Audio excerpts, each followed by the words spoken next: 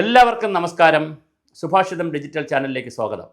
100 കോടി രൂപ എന്ന് പറഞ്ഞാൽ 100 കോടി വേണ്ട, ഒരു 100 കോടി രൂപയുടെ ബാധ്യത മാത്രമാണ് അങ്കണവാടിയായി ബന്ധപ്പെടുത്തിയ ക്ഷേമ പെൻഷനും അവർക്ക് ആനുകൂല്യം കൊടുക്കാനുമുള്ള ഒരു 100 കോടിക്ക് താഴെയുള്ളൊരു ബാധ്യത മാത്രമാണ് ക്ഷേമ പെൻഷൻ ബോർഡിനുള്ളത് എന്ന് ഞാൻ മനസ്സിലാക്കുന്നു. 100 കോടി ഇല്ല, എന്തായാലും അതിനകത്താണുള്ളത്. അപ്പോൾ അതുകൊണ്ട് തന്നെ അതിൽ എത്ര കോടിയാണ് സർക്കാർ സഹായിക്കേണ്ടതെന്നറിയില്ല, എത്ര കോടി അവിടെ ഉണ്ടെന്ന് എനിക്ക് കണക്കറിയില്ല. എന്തായാലും അതിൽ സർക്കാർ കൊടുക്കേണ്ട പൈസ ചിലപ്പോൾ ഇതിനേക്കാൾ വളരെ കുറവായിരിക്കും. അത് സർക്കാർ കൊടുത്താൽ 2 പ്രശ്നങ്ങൾ പരിഹരിക്കും. ഒന്ന്, 23, 24, 25 വർഷങ്ങളിൽ പെൻഷൻ പറ്റിയവർക്കുള്ള എല്ലാ ആനുകൂല്യങ്ങളും, ഒരാളിന് 1 ലക്ഷം മുതൽ 2 ലക്ഷം വരെയുള്ള ആനുകൂല്യങ്ങൾ കിട്ടാനുള്ള അർഹതയുണ്ട്. അത് കിട്ടും. അവരുടെ ഓണം സുന്ദരമായി പോകും.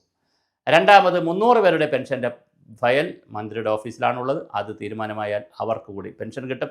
അപ്പോൾ തൽക്കാലം ഇവരുടെ ഒരു പ്രശ്നം പരിഹരിക്കും, ഒരു വലിയ ഹിമാലയൻ പ്രശ്നം പരിഹരിക്കും. പിന്നെ ഗ്രാറ്റുവിറ്റിയുടെ ഫയലുണ്ട്, അതെല്ലാവർക്കും ബാധകമാണ്. അത് പിന്നെ അതിൻ്റെ ഒരു ക്രമം അനുസരിച്ച് വരട്ടെ. പിന്നെ ശമ്പളം കൂട്ടുക, പിന്നെ ഉള്ളത് ജോലിഭാരം, ശമ്പളം, പോഷൻ ട്രാക്കർ, അങ്ങനെയുള്ള കാര്യങ്ങളാണ്.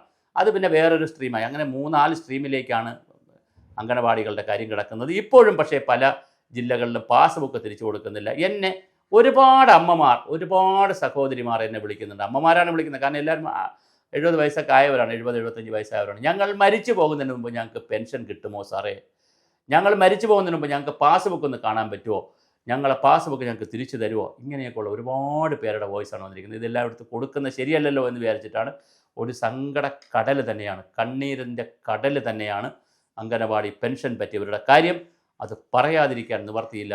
100 കണക്കിന് ആളുകളാണ്. 300 കുടുംബം എന്ന് പറയുമ്പോൾ അവരെ ചുറ്റിപ്പറ്റുന്ന ഒരു 1500ഓളം പേർ. അവരുടെ ഇതിലൊരു പ്രധാന പ്രശ്നം, പല സ്ത്രീകളുടെയും ഭർത്താക്കന്മാർ മരിച്ചുപോയി. ഇപ്പോൾ 65 വയസ്സ് 70 വയസ്സൊക്കെ ആയി കഴിഞ്ഞാൽ ഭർത്താവ് മരിച്ചുപോയി കാണും. അദ്ദേഹത്തിന് 75-80 ഒക്കെ ആകും, മരിച്ചുപോയി കാണും. മക്കളെല്ലാം പല സ്ഥലങ്ങളിൽ ജോലി തേടി കുഞ്ഞു കുഞ്ഞു ജോലിയിലും പല സ്ഥലത്തായിരിക്കും. അല്ലെങ്കിൽ പെൺകുട്ടികളാണെങ്കിൽ അവർ കല്യാണം കഴിച്ചു. അവർക്കിപ്പോൾ അമ്മയുടെ ഒരു പെൻഷൻ ശരിയാക്കാൻ വേണ്ടി അവർ വന്ന് തിരുവനന്തപുരത്ത് നിന്ന് ക്ഷേമനിധി ബോർഡിൽ വരണം, ICDS ഓഫീസറുടെ അടുത്ത് പോകണം, CDPOയുടെ അടുത്ത് പോകണം, സൂപ്പർവൈസറുടെ അടുത്ത് പോകണം. അവർക്ക് ഈ ഫയൽ ഫോളോ അപ്പ് ചെയ്യാനുള്ള സമയമില്ല. അതുകൊണ്ട് ഈ സ്ത്രീകൾ തന്നെ, പാവപ്പെട്ട വനിതകൾ തന്നെ ഇങ്ങനെ കയറി ഇറങ്ങി ആട്ടോ പിടിച്ച് ചുമച്ച് കുരച്ച് ഓരോ ഓഫീസിൽ ചെന്ന് ചോദിക്കുമ്പോൾ അവിടെ നിന്നൊരു ഉത്തരവും കിട്ടുന്നുമില്ല. വളരെ സങ്കടകരമാണ്, വളരെ സങ്കടകരം. അതുകൊണ്ട് CDPOമാരോടും ഓഫീസർമാരോടും സൂപ്പർവൈസർമാരോടും ലീഡർമാരോടും ഒക്കെ, ലീഡർമാർ കുറച്ചുകൂടി ഡൈനാമിക്കുള്ള പ്രായത്തിലുള്ളവരാണല്ലോ പറയാനുള്ളത്, നിങ്ങളുടെ പഞ്ചായത്തിലെ പെൻഷൻ പറ്റിയവരുടെ കാര്യം കൂടി നിങ്ങൾ അന്വേഷിക്കണം. അവരുടെ കൂട്ടായ്മകൾ വിളിച്ചു കൂട്ടി അവരോട് കാര്യങ്ങൾ പറയണം. സർക്കാർ അടിയന്തരമായി 300 രൂപയുടെ കാര്യത്തിൽ ഒരു നല്ല തീരുമാനമെടുക്കണം. അതുപോലെ തന്നെ അവർക്ക് കാരണം അവരടച്ച പൈസയാണ്.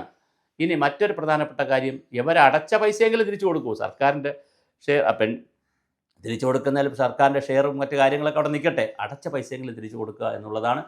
പെൻഷൻ പറ്റിയവർക്ക് തീർച്ചയായിട്ടും കൃത്യമായി പെൻഷൻ പറ്റി ഒരാഴ്ചക്കകത്ത്, 2 ആഴ്ചക്കകത്ത്, അല്ലെങ്കിൽ ഒരു മാസത്തിനകത്ത് അവരുടെ ചെക്ക് അവർക്ക് കിട്ടുന്ന നിലയിൽ, അവരുടെ അക്കൗണ്ടിലേക്ക് പൈസ വരുന്ന നിലയിൽ ഒന്ന് സോഫ്റ്റ്വെയർ നന്നാക്കിയിരുന്നു. ഒരു കാര്യം കൂടി ഞാൻ ഇതിൽ അവതരിപ്പിച്ചുകൊണ്ട് ഈ വീഡിയോ അവസാനിപ്പിക്കാം. കാരണം ഓരോ വീഡിയോ ഇങ്ങനെ ഓരോ കുഞ്ഞു കുഞ്ഞു കാര്യങ്ങൾക്ക് വീഡിയോ ചെയ്യാനിരുന്നാൽ ഇത് അങ്കണവാടി എന്ന് പറഞ്ഞ ഒരു ചാനൽ തന്നെ തുടങ്ങേണ്ടി വരും. എന്നായാലും അതായത് ഈ പോഷൻ ട്രാക്കർ വന്നതിന് ശേഷം വീണ്ടും പോഷൻ ട്രാക്കറിലും ചെയ്യണം, അതുപോലെ തന്നെ പിന്നെ നാഷണൽ ന്യൂട്രീഷൻ മിഷൻ്റെ കാര്യങ്ങളും ചെയ്യണം. അങ്ങനെ എല്ലാം മൊബൈലിൽ ചെയ്യണം. അപ്പോൾ അവരോട് പറഞ്ഞത്, നിങ്ങൾ മൊബൈലിൽ ചെയ്യുന്നവർ രജിസ്റ്ററിൽ ചെയ്യേണ്ട എന്നുള്ളതാണ് നിയമം. പക്ഷേ എന്നാണ് ഞാൻ മനസ്സിലാക്കുന്നത്. എൻ്റെ കറക്റ്റ് ഓർഡർ എൻ്റെ കയ്യിലില്ല, എന്നാണ് ഞാൻ മനസ്സിലാക്കുന്നത്. പക്ഷേ ഉദ്യോഗസ്ഥർ ഈ 15ഓളം വരുന്ന രജിസ്റ്ററുകളിലും അവരെ കൊണ്ട് എഴുതിക്കും, ഇതിലും ചെയ്യിക്കും, മൊബൈലിലും ചെയ്യിക്കും. അപ്പോൾ ശരിക്കും പറഞ്ഞാൽ 10 മണി തൊട്ട് 5 മണി വേണമല്ലോ സർക്കാർ ഓഫീസിൽ ഫയലുകൾ കൈകാര്യം ചെയ്യും. അത് കഴിഞ്ഞ് അവർ വീട്ടിൽ പോയ റെസ്റ്റാണല്ലോ വേണ്ടത്. ഇത് സ്ത്രീകൾ രാവിലെ വീട്ടിൽ ഭർത്താവിനും മക്കൾക്കും എല്ലാം 60-62 വയസ്സ് വരെ ജോലിയുണ്ട്, അത് മനസ്സിലാക്കുക. ഭർത്താവിനും മക്കൾക്കും എല്ലാം ഫുഡെല്ലാം ഉണ്ടാക്കി കൊടുത്തിട്ട് അങ്കണവാടിയിലൊന്ന് അവിടുത്തെ കുറേ മക്കളെയൊക്കെ നോക്കിയിട്ട് 3:30 മണിക്ക് വിട്ട് 5-6 മണിക്ക് വീട്ടിലെത്തിയാൽ പിന്നെ അവർക്ക് ഒരുപാട് കാര്യങ്ങളുണ്ട്.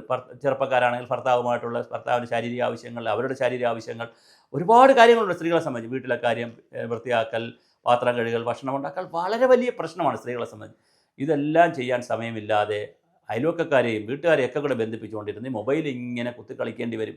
എങ്ങനെ ഈ കാര്യങ്ങൾ അപ്ലോഡ് ചെയ്യാനായിട്ട്. അത് കഴിഞ്ഞ് അങ്കണവാടിയിലെത്തുമ്പോഴോ അവിടെ രജിസ്റ്ററുകളുടെ പ്രളയം. ഇതിൽ ഒരു നല്ല സോഫ്റ്റ്വെയർ ഉണ്ടാക്കി കൊടുക്കണം. ICDS ഓഫീസർമാരുടെ ഓഫീസായ വിമൺ ആൻഡ് ചൈൽഡ് ഡെവലപ്മെൻറ്റ് ഓഫീസിൽ നിന്ന് ICDS വിഭാഗക്കാർ ഹരിത S. കുമാർ അതിൻ്റെ ഡയറക്ടറുടെ ശ്രദ്ധയിൽപ്പെടുത്തി നല്ല പക്ക ഒരു സോഫ്റ്റ്വെയർ ഉണ്ടാക്കി കൊടുക്കുക.